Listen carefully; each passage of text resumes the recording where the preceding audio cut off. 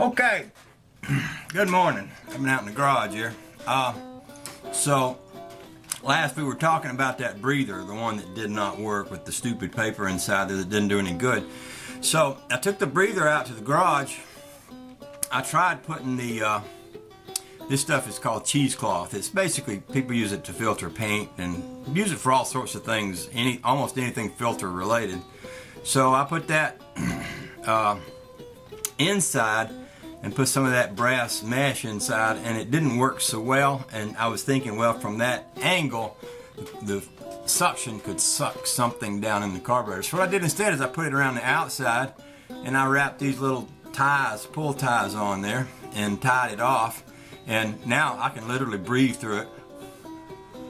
It's me breathing, and I couldn't even blow air through the other one. So that is fixed. So then when I went to put the lid on it, and this is what this thing looked like when I bought it. I cut this, but it was like one of these. I know you've seen these. These are pretty classic, you know, 50s two-barrel breather setups. It's got this nice little triangulated thing that goes on top. But when I put this breather inside of that, I was thinking that's very little space for air to pass through. Pardon me.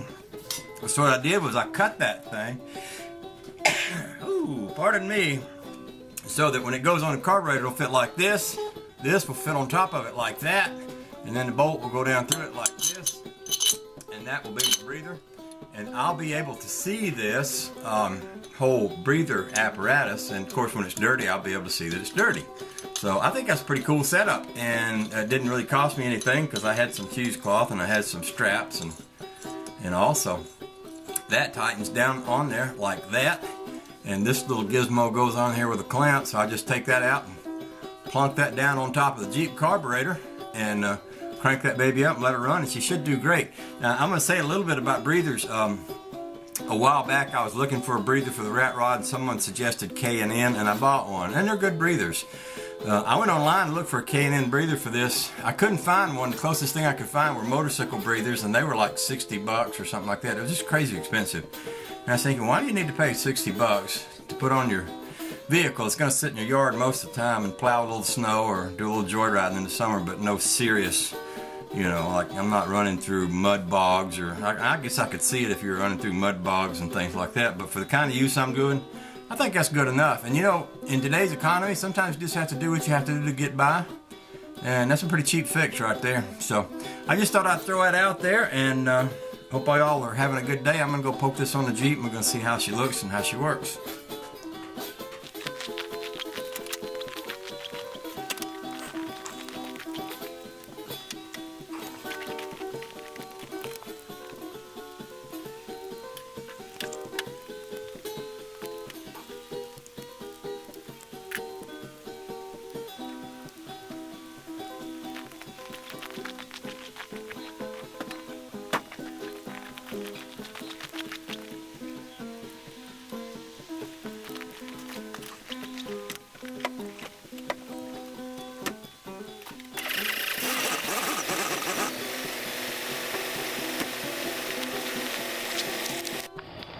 Okay then.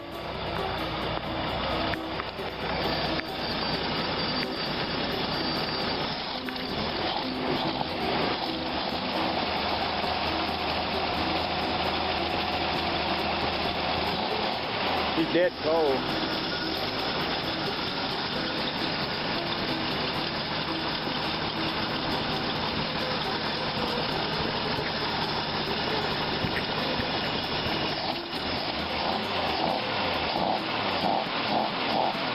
He's sure getting plenty of breath, so that's fine. I don't see a thing wrong with that. This is the breather that was on there. I took it off because it had so many weird little vacuum modulator connections, and even with it on there, it still has holes in it that lets it bypass the breather part. So I'm going to run this on there, and I can't think of a reason in the world why that shouldn't work just fine.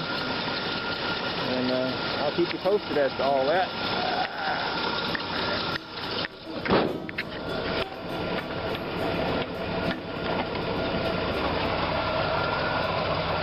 Keep snowing like this, I might get a chance to push some snow with this thing today. Oh, that would be fun.